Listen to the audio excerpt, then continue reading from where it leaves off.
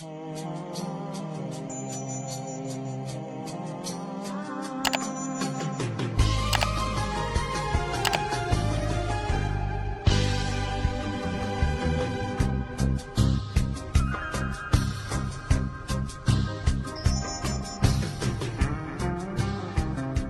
ahora estamos en un momento en que hemos aprendido que las distintas formas de violencia verbal, física, psicológica acrecientan un modelo que es un modelo estructural de violencia.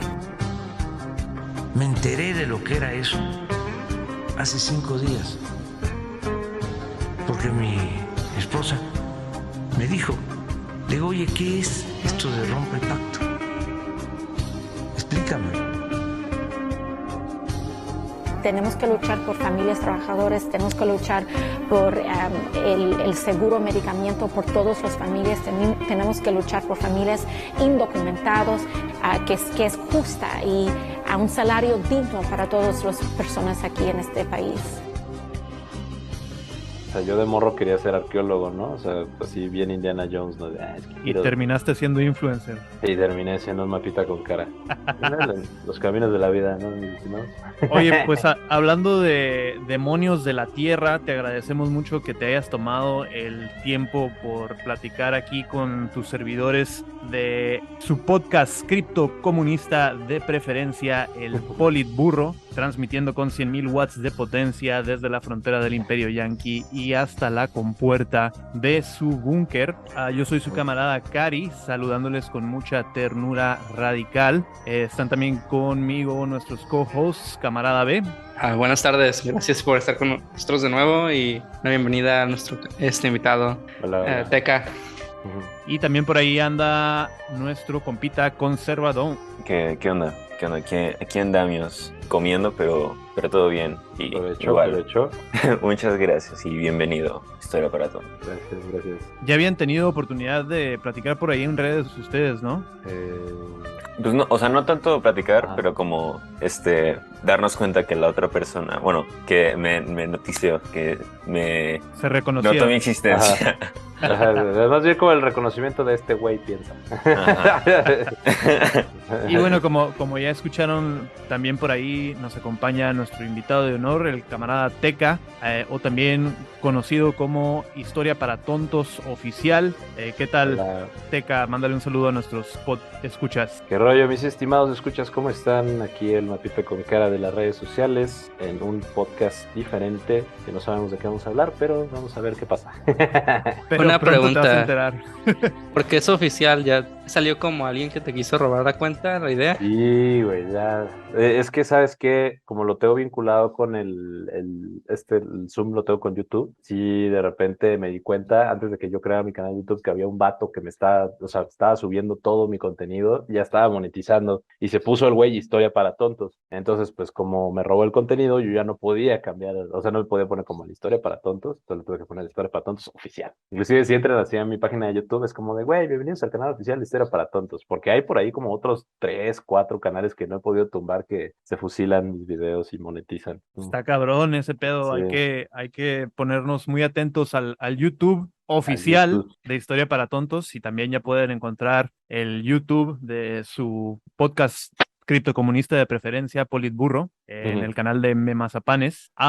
¿Y por qué no nos cuentas un poquito más sobre ti, Teca, para la gente que no te conoce, qué tipo de contenido subes a redes y dónde pueden encontrar tu trabajo? Bueno, me presento, soy Teca, egresado de la Facultad de Estudios Superiores Plantel Aragón, ¿no? Más conocido como la FES Aragán, de la UNAM. Que pues, me encuentran en todas las redes sociales como Historia para Tontos. Se han visto un mapita con cara que habla de temas sociales, de historia, geopolítica, diversos temas ambientales. Sí soy.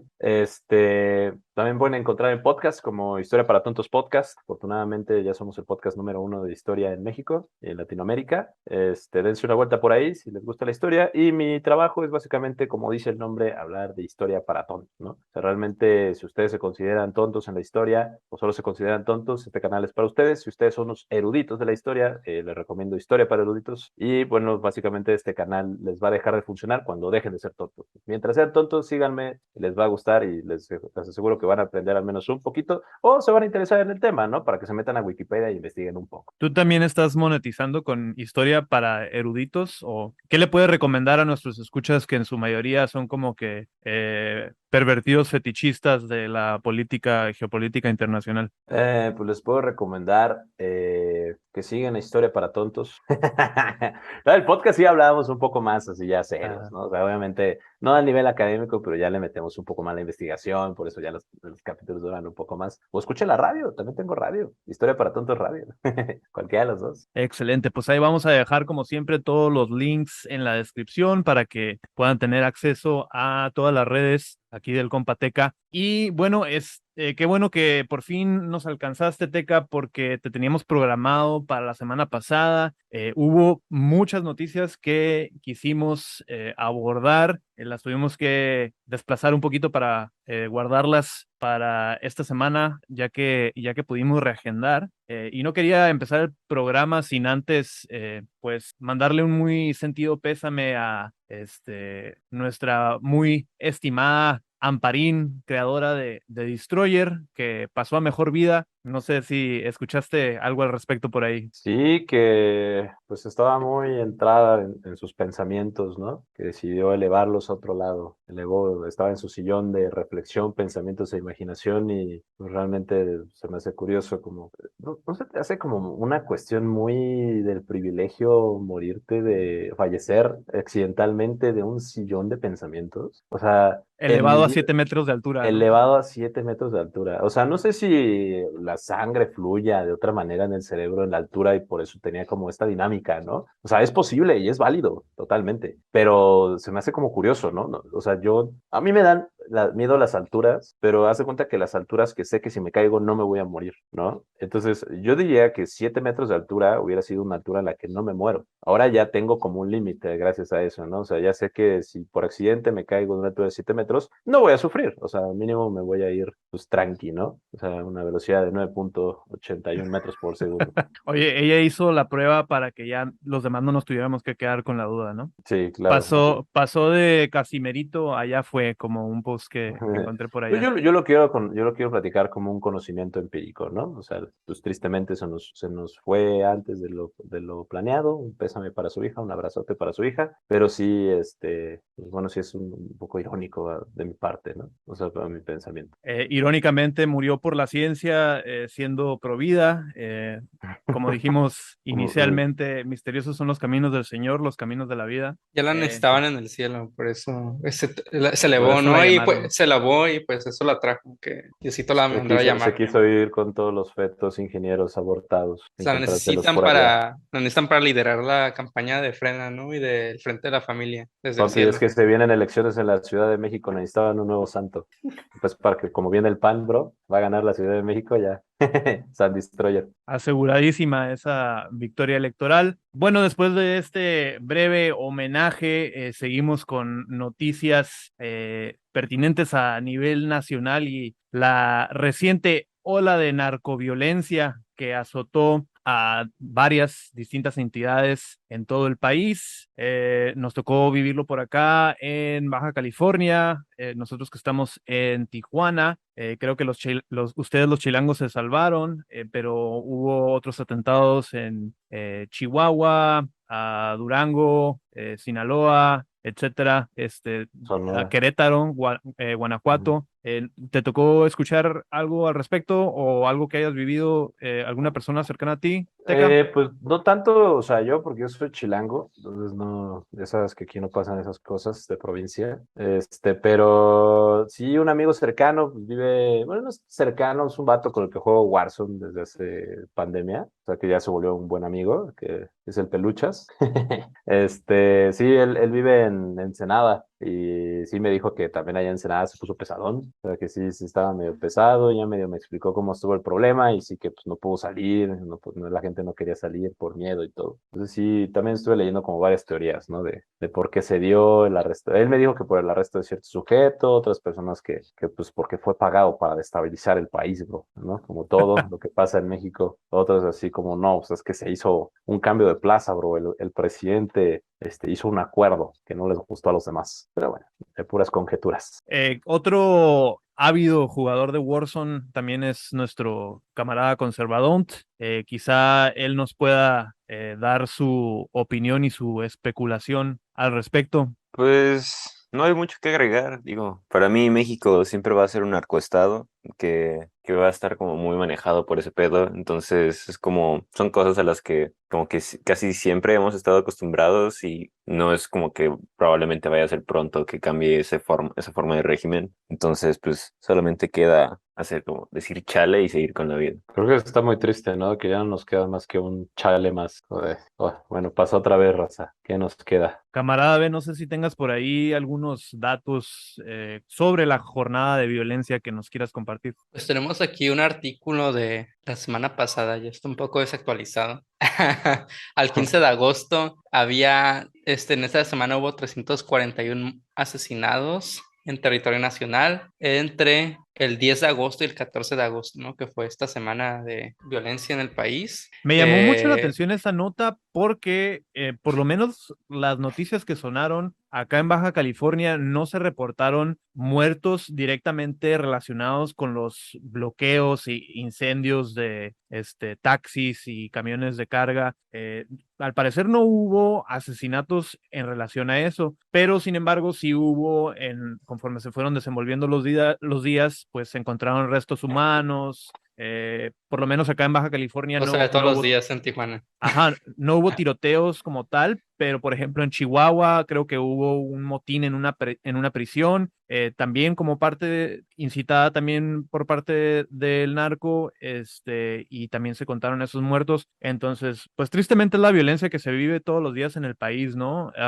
Pero no me queda como que completamente claro que esos 340 y tantos muertos estén completamente relacionados con los bloqueos que pusieron en shock y paralizaron la economía de las grandes ciudades en la provincia mexicana, ¿no? Es posible que ni siquiera estén relacionados, porque pues los medios solo toman como los datos, ¿no? Estadísticas que revela los diferentes gobierno. gobiernos, ¿no? Estatal, Ujú. municipal, federal, pero pues los que hacen el vínculo aquí es en este caso el financiero, ¿no? El que reporta esta nota, pero pues son por diversos temas, ¿no? Y pues sí, puede que la mayoría de los homicidios, y como dicen las autoridades aquí en Baja California, tanto Marina del Pilar, la gobernadora, como la alcaldesa Montserrat Caballero, ¿no? Que pues que todos los muertos son a causa del narco, ¿no? Que pues están muertos porque andaban en malos pasos, ¿no? Esa es la justificación que hay para todos los homicidios que hay en Tijuana. Eso es una premisa bien chistosa porque es como, es que no, si nos hubieran portado mal, no hubiera muertos. No, es que no, estaban en malos pasos. Es culpa de los padres, la educación, ningún tipo de contexto social, no, nada, nada, no pasa nada. Es culpa de los videojuegos Es culpa de violentos los videojuegos. y de No, los pero de 2 años y podcasts. medio jugando Warzone, carnal, no. O va a hacer un tiroteo aquí en mi unidad. Chale, también por ahí nos manda una nota el economista diciendo: Amnistía Internacional pide a AMLO reconsiderar la transferencia de la Guardia Nacional a la Sedena, ¿no? Y creo que esto atiende a una de las explicaciones que probablemente escuchaste por ahí, Teca, y que personalmente es la que encuentro más convincente. Toda esta ola de violencia se da después del anuncio de que AMLO pues dice que le va a transferir este cuerpo policíaco que era de mandato civil a la entidad de la Sedena, que pues es el ejército mexicano, ¿no? Entonces pasa de un Ujú. mandato civil a un mandato militar, le están dando más poder al ejército mexicano, y pues ahora la gente lo está pidiendo a gritos y está contenta de que de que se refuercen las fuerzas militares en el territorio, ¿no? En nombre de poder mantener la paz y el orden, sobre todo en estas entidades de provincia donde se desató la ola de violencia, ¿no? ¿Qué opinas tú sobre eso? O sea, yo creo que es un tema bastante complicado porque ya hablando de la militarización de un país, o sea, históricamente sabemos que eso no sale bien, ¿no? No sale bien porque, o sea, si le estamos dando, por ejemplo, lo que es todo o sea, todo el poder a los militares de lo que es esta Guardia Civil, ¿no? Que antes era, por ejemplo, que bueno, que inclusive este tipo de evolución que ha tenido estas guardias, ¿no? Que estas policías que se supone que son el frente número uno en contra del crimen organizado, que antes dice Policía Federal, luego la famosa Gendarmería, no sé cómo pronunciarlo. Gendarmería. Gendarmería, ajá, eso, la gendarmería, que es una copia totalmente al sistema policial de Francia, y luego la Guardia Nacional, ¿no? O sea, muy similar a lo que está pasando en Estados Unidos, lo que tienen, ¿no? Estados Unidos, y luego ya militarizarlo totalmente, o sea, vemos una decadencia de los poderes civiles, ¿no? O sea, porque ¿quién va a responder entonces cuando los poderes, o sea, cuando se cometan crímenes, ¿no? Por parte de la Guardia Nacional. O sea, ya no van a poder ser juzgados con un juez civil, ¿no? Que se supone que ya se estaba cambiando la ley. Pero ahora van a tener que ser juzgados por jueces militares totalmente. Y ya los procesos van a ser aún más largos. O sea, ya nadie va a responder directamente por los abusos que obviamente todo el mundo sabe que el Ejército Nacional Mexicano no es la institución más pura, ¿no? Que existe, ¿no? No aseguramos que gracias a de que la Sedena tome el mando de la Guardia Nacional se termine, en primer lugar, la corrupción, ¿no? Que se supone que es como uno de los primeros objetivos de este cambio. No se asegura para nada que se acabe la violencia dentro de la Guardia Nacional hacia los civiles. O sea, no asegura, y ni siquiera los ciudadanos se sienten seguros, ¿no? O sea, yo personalmente, o sea, la Guardia Nacional a mí no me hace sentir seguro. Me voy a la carretera y lo veo, es así como de, fíjate a ver si no trae tenis, ¿no? Porque, y si trae tenis, pues creo que igual es hasta más seguro de que una de las guardias nacionales, ¿no? Que Se pone complicado el asunto. se complica mucho el asunto ya con esto, porque sí, o sea, algo que México ha estado evitando por mucho tiempo, que se vio con Calderón, ¿no? Que vimos que no funcionó absolutamente para nada, que es sacar el ejército a las calles. O sea, sacar el ejército a las calles con otro nombre, siento que o sea, es un fracaso de las instituciones sociales totalmente. Oye, pero ¿qué te pasa si ya el nuevo aeropuerto de AMLO lo construyó la Sedena?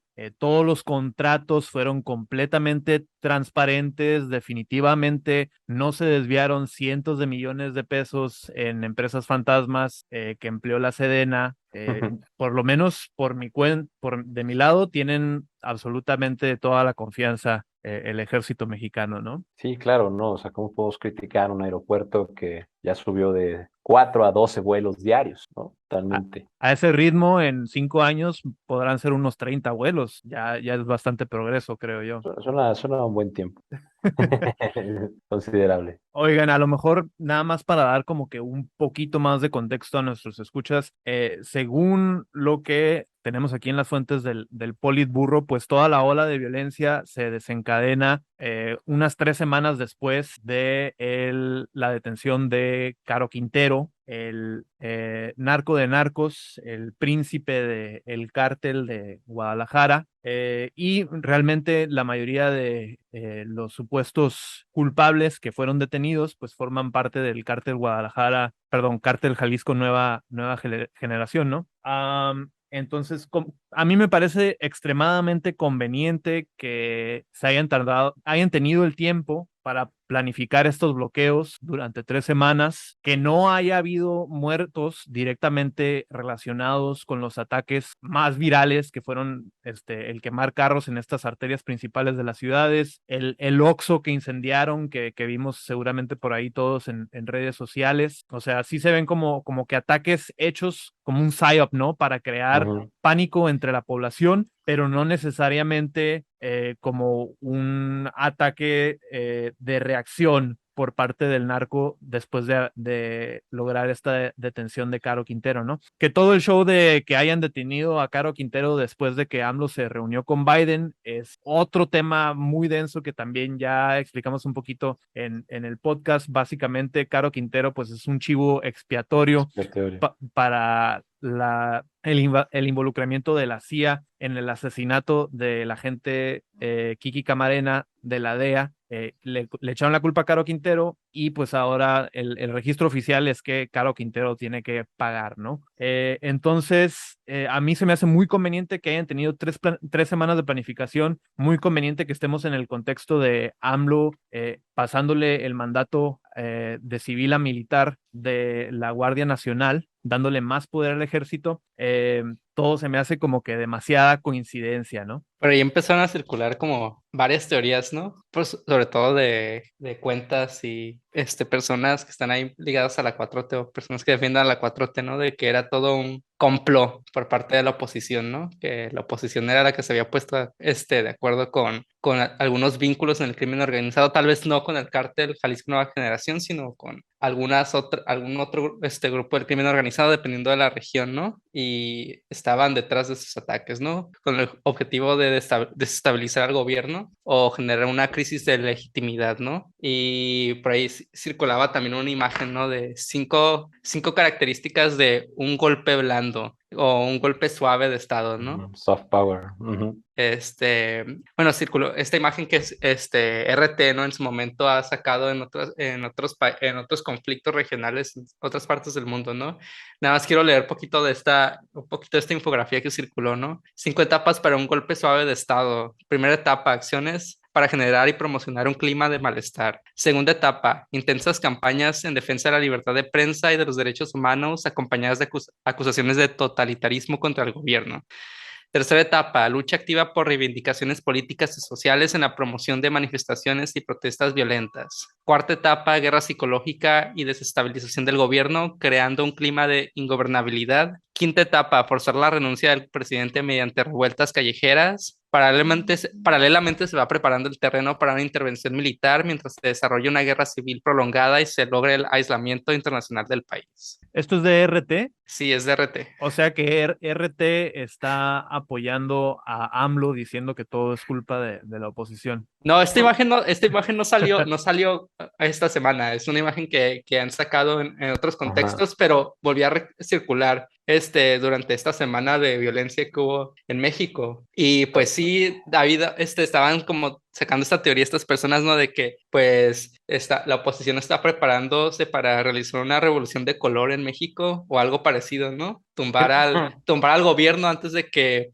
pase, de que haga estos cambios, no solo lo de que es el cambio de la Guardia Nacional a la Sedena, sino que también pues la reforma política que está ahorita, se está discutiendo todavía, la reforma energética también, lo de la nacionalización del litio, pues son cosas que a fuerzas, intereses extranjeros no están de acuerdo, ¿no? Sobre todo Estados Unidos y multinacionales que quieren tener cierto control sobre el litio en el país, ¿no?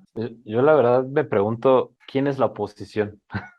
O sea, ¿quién será, por ejemplo, el líder de la oposición contra nuestro queridísimo cabecita de algodón? O sea, porque no tenemos, güey, un Juan Guaidó, ¿no? O sea, como en Venezuela, que en un momento pues fue muy sonado y ya de repente lo abandonaron a su suerte, pobrecito. O sea, ¿que ustedes quién considerarían el líder de la oposición? Claramente si hay una oposición,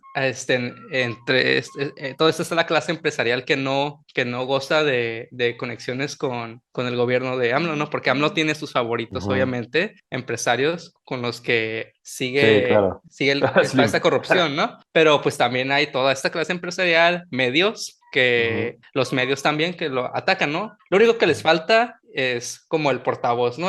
La marioneta, Sí. ¿no? En este caso Guaidó no es un líder, nada más era una marioneta que utilizaron en su momento, ¿no? Sí. Claramente la oposición es Ricardo Anaya, ¿no? Es Loret de Mola. Desde Estados Unidos, Ricardito Anaya. Güey, Loret tiene más poder probablemente que Ricardo Anaya. O sea, el salario que gana Loret no lo gana ni Tucker Carlson, que es el periodista con más rating en Estados Unidos, ¿no?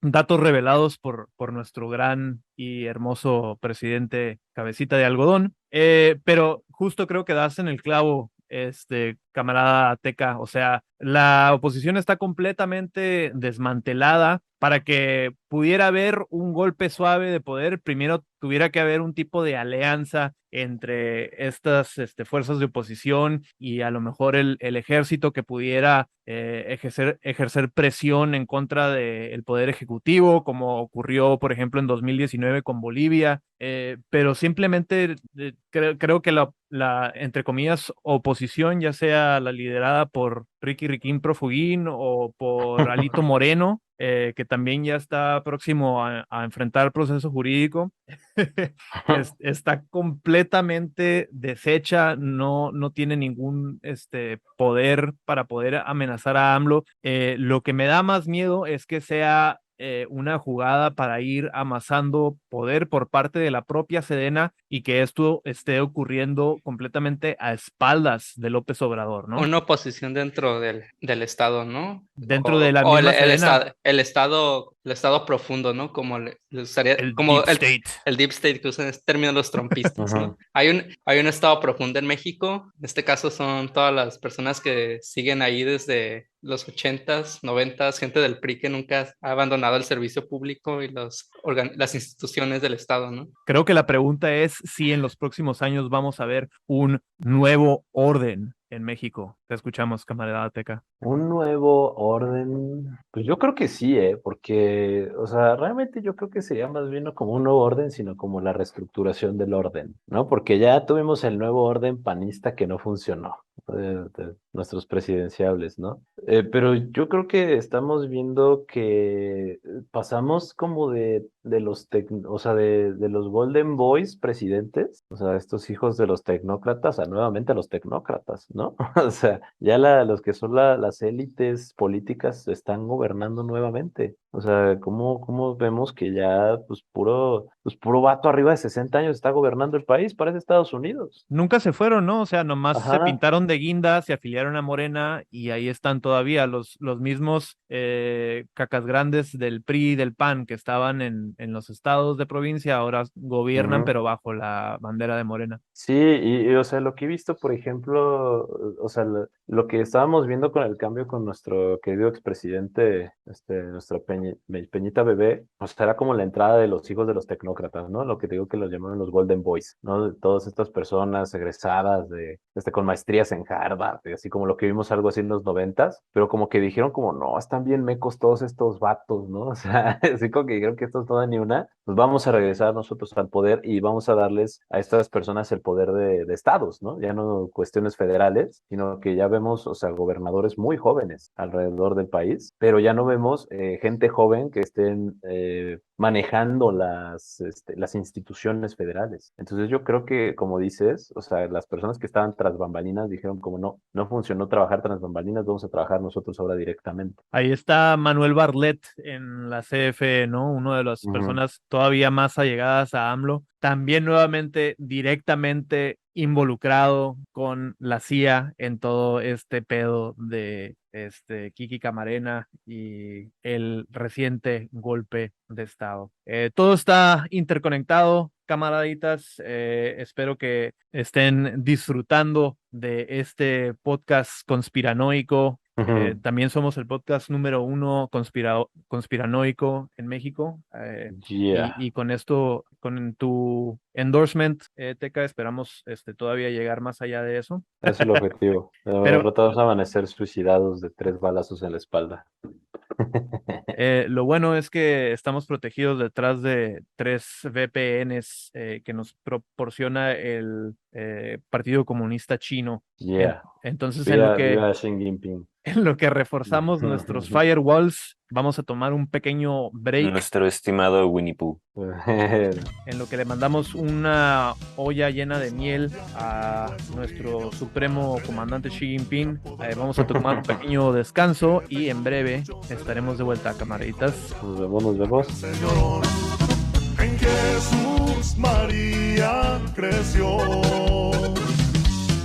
de sangre caliente y de acción. pueden encontrar en todas las redes sociales y en podcasts como Historia para Todos, Barrita con Cara. Si me pongo verga, sí saco video el lunes, si no, yo creo que por ahí del miércoles, pero ajá. Y igual tengo que grabar otros y estoy pensando en que el siguiente que voy a escribir va a ser el de, por qué las protestas pacíficas no resuelven muchas cosas. Entonces, eso, y creo que ya. Excelente. Por ahí busquen el contenido de nuestro compita conservador. Y como siempre, les recordamos seguirnos en todas nuestras redes sociales. Ubícanos ya en YouTube, donde puedes escuchar los más recientes episodios de tu podcast criptocomunista número 1 en el ranking de la blockchain tecnócrata, el Politburro. También, si te gusta lo que has escuchado, si te gusta nuestro contenido, puedes apoyarnos a través de nuestro Patreon, patreon.com/memazapanes. Por la bajísima cantidad de $3 al mes, puedes picharnos las cocas, invitarnos una torta ahogada. $3 al mes, puedes tener acceso a todo nuestro contenido, a nuestros episodios premium. Y si no tienes chance de unirte al Patreon, por favor, déjanos un buen review, déjanos las 5 estrellas en el Spotify y en el Apple Podcasts. Todo lo que puedas hacer por mover el algoritmo en nuestro favor, te lo vamos a agradecer encarecidamente. Siempre anda activado y con un antioqueño me pongo relax. En ranchos y por Culiacán es donde me miran pasear. Soy el ratón, soy Ovidio, soy Guzmán, hijo del Chapo.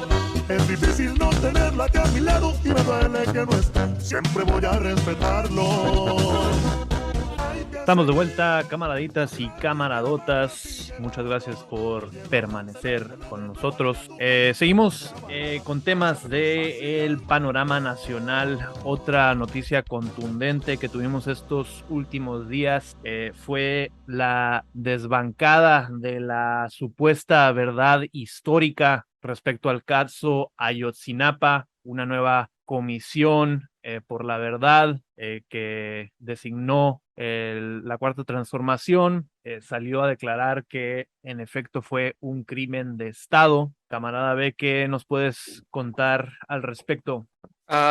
Sí, en este caso fue la semana pasada que tenemos esta revelación, ¿no? Bueno, siempre hemos sabido, ¿no? Que ha sido un crimen de Estado, ¿no? Ahí está.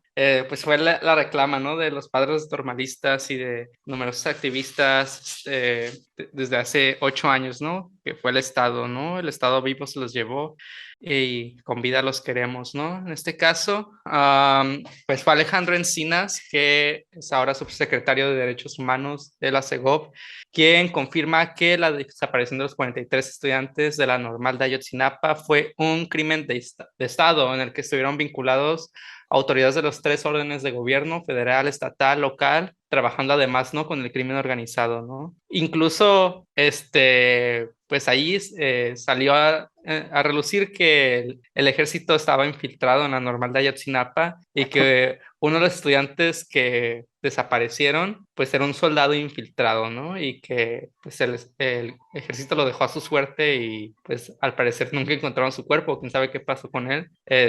Por ahí leí que al parecer le pagaron a la familia, ¿no? De este soldado para que se quedaran callados, ¿no?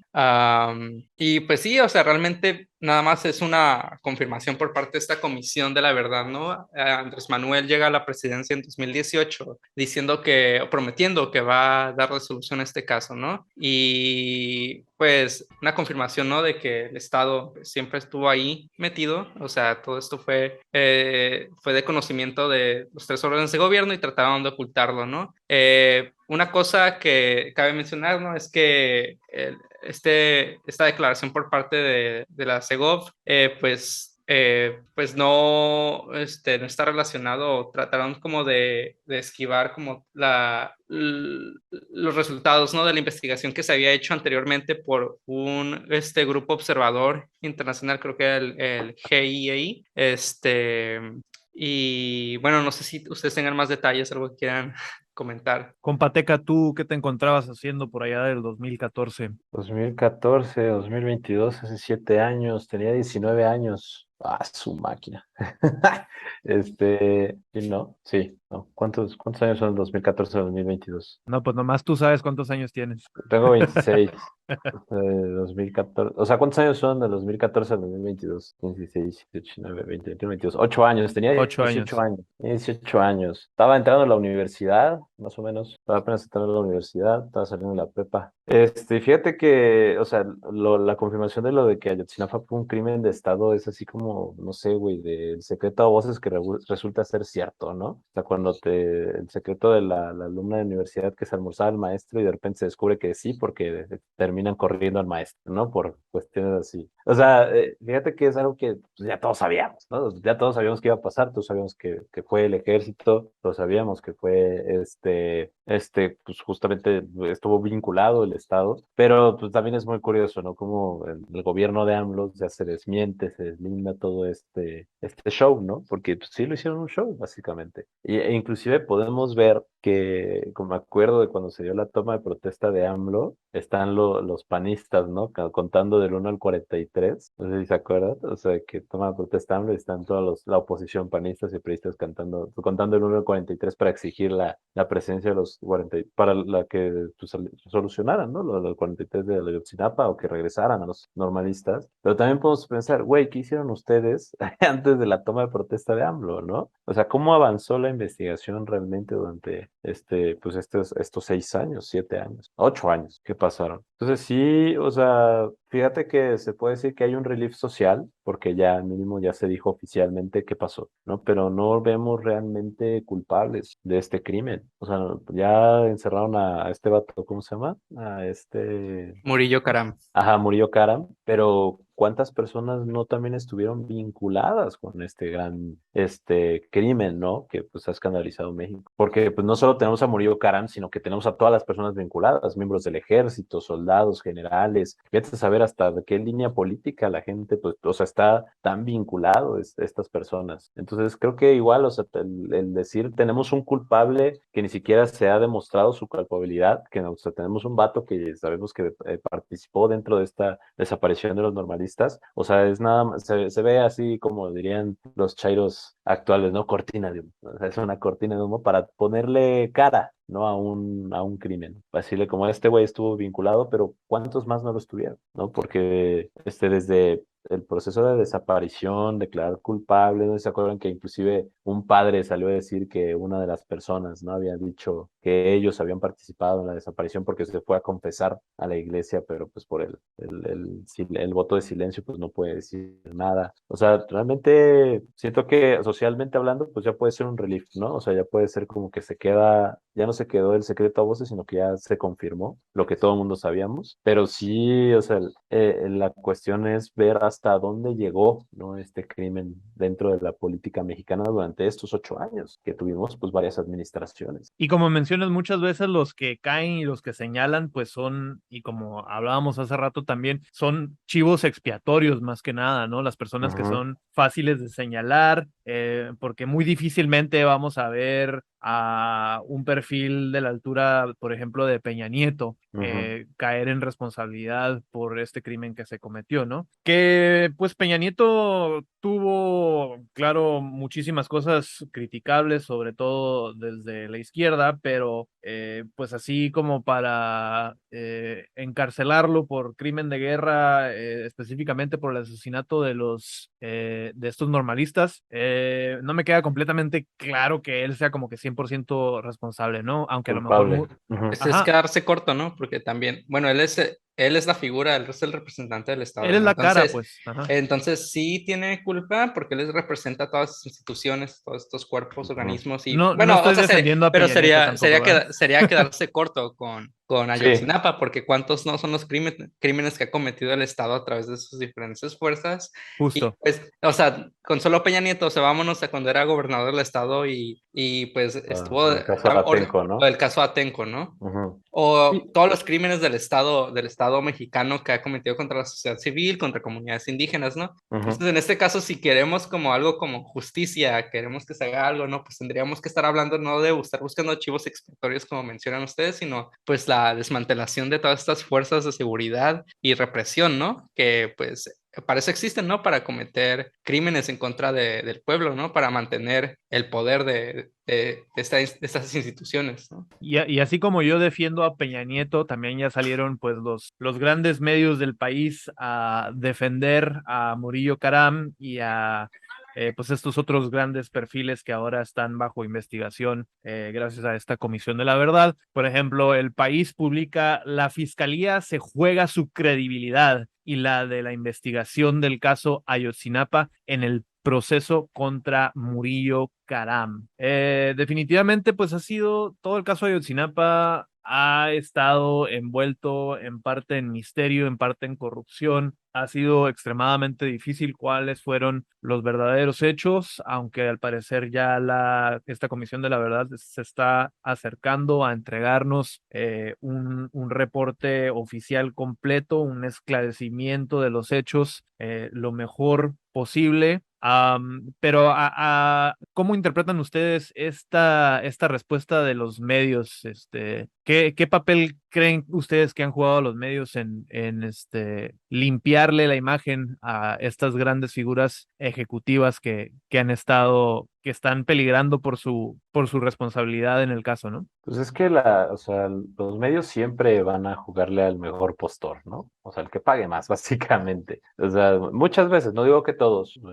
Nosotros nos paga China, nos paga Rusia, Irán, Corea del Norte, pero por eso estamos a favor del comunismo, socialismo, abajo del capitalismo. Pero, o sea, realmente siempre va a haber una cuestión monetaria dentro de esto, ¿no? O sea, porque la cosa es, como dicen, señalar un chivo expiatorio y limpiar el nombre de los demás, ¿no? O sea, decir como de, ok, posiblemente tuvo la culpa, pero este güey es el que está señalado y se comprobó, ¿no? Es como, ok, posiblemente este güey sí participó y esta institución estuvo vinculada, pero ya vimos que este güey fue el malo, ¿no? Realmente. Entonces es como, yo me doy cuenta que es como darle la culpa, pero no darle continuidad a la culpa, ¿no? O sea, así como, ok, sí, este güey aceptó la culpabilidad y su participación, pero fue indirecta, ¿no? Entonces, al momento de ya utilizar este juego de palabras donde puedes deslindar a la persona o minimizar su culpabilidad para poder echarle la culpa al otro, es como ya participar, es el poder de los medios, ¿no? Porque, y justamente uno lo puede leer en periódicos, en medios digitales, en revistas, o sea, al momento es así como de, sí, se señaló a esta persona, a esta institución de participar en la desaparición de los 43 normalistas de Yotzinapa, pero al momento de la captura de Caram, entonces ya podemos ver que esta persona fue el que organizó todo, ¿no? Entonces ya le quitas la culpabilidad a la institución y ya le estás dando como le dije, una cara, ¿no? Al culpable. Entonces cuando se van ahí todos los medios directamente. No investiguen fabricando el consentimiento, Manufacturando. manufacturando consentimiento, hashtag no investiguen. Y bueno, camaradita Teca, todo este tema de la verdad histórica y la nueva comisión de la verdad, al final, ¿con qué te quedas de todo este caso? ¿Qué van a rescatar los historiadores después de este oscuro episodio de la historia mexicana? Pues mira, en primer lugar no hay verdad histórica, ¿no? Nunca va a haber una verdad histórica porque siempre se pueden descubrir nuevas vertientes, ¿no? Nuevas teorías, se pueden replantear nuevas teorías, La verdad pero histórica la cuentan los vencedores, ¿no? pues, no, también lo cuentan los vencidos, solo que no se toman tanto en cuenta, ¿no? O sea, hay un valor de opinión menor cuando lo cuentan los vencidos a cuando lo cuentan los vencedores. Siempre hay que tener en cuenta ambas partes. Pero en esta ocasión, o sea, yo a mi consideración la vamos a ver como una falla de las instituciones mexicanas, ¿no? O sea, una falla que o sea, que se viene arrastrando desde hace varios años, porque con esto podemos ver cómo las instituciones mexicanas presumen ser fuertes, pero en verdad son excesivamente corruptas, excesivamente débiles y aparte lo único que sirven es para limpiarse el nombre, ¿no? O sea, limpiar el nombre de su institución para poder poder culpabilizar otra institución cuando pues básicamente todos son parte del mismo sistema, ¿no? Que es el sistema mexicano. Entonces yo creo que lo vamos a ver más adelante como el gran fallo de las instituciones a principios del siglo XXI, perdón. Anteriormente hemos platicado con algunos camaraditas que proponen una nueva constituyente para el Estado mexicano, similar a lo que está sucediendo ahorita con el apruebo de la nueva constitución en Chile. Uh-huh. ¿Qué tan interesante, qué tan plausible ves eso para la situación acá en México? Pues mira, sería bueno porque, o sea, la constitución que tenemos ya tiene más de 100 años, ¿no? O sea, es una constitución antaña, es una constitución que ha sufrido reformas, hemos visto que se ha actualizado de diferentes maneras, pero sí es una constitución que debe de considerar ya las nuevas sociedades, ¿no? O sea, por ejemplo, un tema muy interesante que siempre se me mueve en la cabeza, ¿no? Que dicen es que, ¿cómo puede ser México racista, ¿no? O sea, México es un país clasista, ¿no? Que es el clásico discurso. De verdad, los afrodescendientes no están considerados en la Constitución mexicana, ¿no? Los afromexicanos no están considerados. O sea, estamos hablando de un país pluricultural, donde existen, pues, muchísimas culturas, pues, existen más de 64 pueblos indígenas, y ya, o sea, no existen afrodescendientes, no existen bueno, no sé cómo se dice, los descendientes de los asiáticos, ¿no? Que hay hubo muchísima migración asiática en su momento. O sea, y es cuando vemos que la Constitución en temas sociales ya puede ser un poco ambigua o puede ser un poco desactualizada, ¿no? Entonces, ¿de qué ha funcionado? Ha funcionado, claro que sí. O sea, la Constitución hasta eso ha sido, o sea, a diferencia de las otras constituciones que tuvimos, que fueron otras dos, ha tenido, o sea, sí ha llegado a funcionar para el pueblo mexicano, pero sí necesita una actualización. Yo no diría como una reestructuración total de la Constitución, pero sí, o sea, más bien, yo no diría más bien que la creación de una nueva Constitución, pero sí una reestructuración aplicada a las nuevas sociedades del siglo XXI. Pues en ese caso, mejor es escribir una nueva, ¿no? ¿Para qué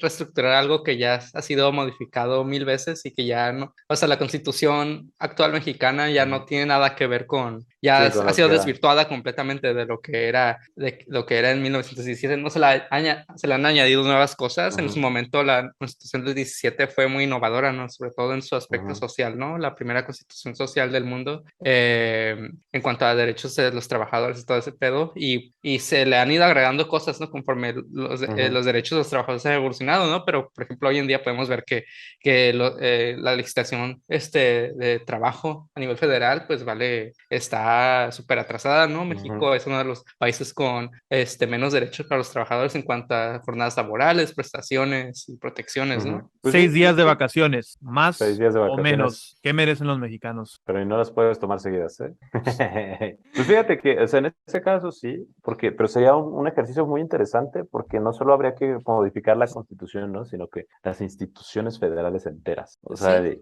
eso sería, por ejemplo, sí creo que sí tiene razón. O sea, ¿para qué estar modificando algo que ya vimos que por más que se modifique no funciona, ¿no? ¿Por qué no mejor hacer una nueva?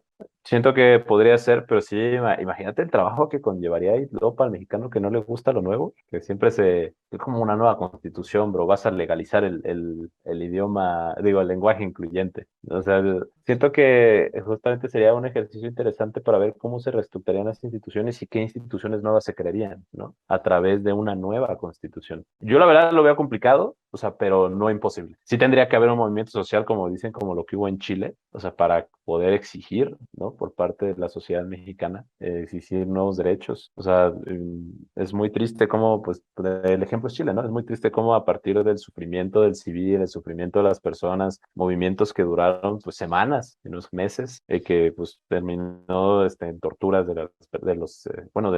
la población chilena, terminó en, ¿cómo se llama? Pues, cuántas personas no quedaron tuertas, ¿no? Por las violaciones de los derechos humanos por parte de los carabineros. O sea, siento que, o sea, realmente lo que es la vía pacífica lo veo muy complicado porque siempre tenemos que ver este tipo de revoluciones, este tipo de revueltas para poder exigir estos tipos de cambios, ¿no? Lo cual es terrible porque la organización pacífica nunca va a funcionar, o al menos yo no he visto que funcione alguna vez. Un camarada neoconstituyente radicalizado más gracias a este podcast criptocomunista número 1, el Politburro.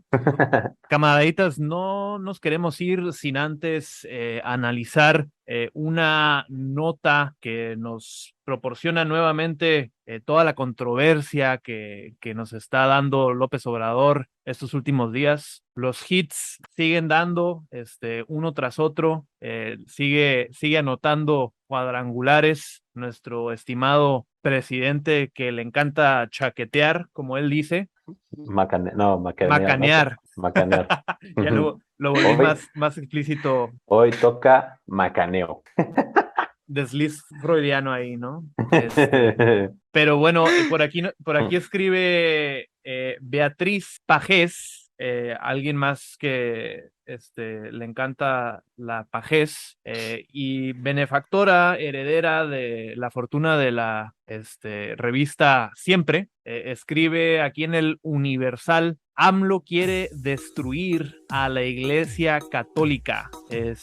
Y leyendo aquí una de sus primeras afirmaciones, dice: el gobierno ordenó al presidente de la Confraternidad Nacional de Iglesias Cristianas y Evangélicas, Arturo Farela, salir a decir que la Iglesia Católica está tratando de incendiar al país. No me queda muy claro que le haya ordenado eso el gobierno, pero pues es lo que afirma nuestra querida Beatriz aquí, ¿no?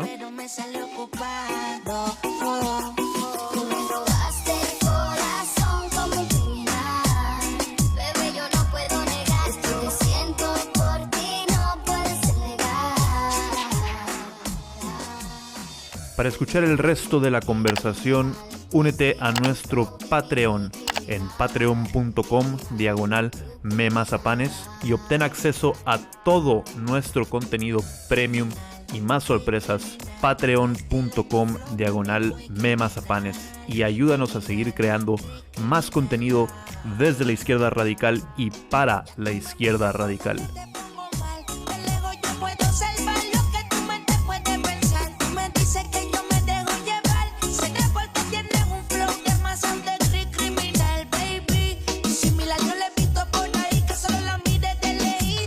Se ponga así salvaje.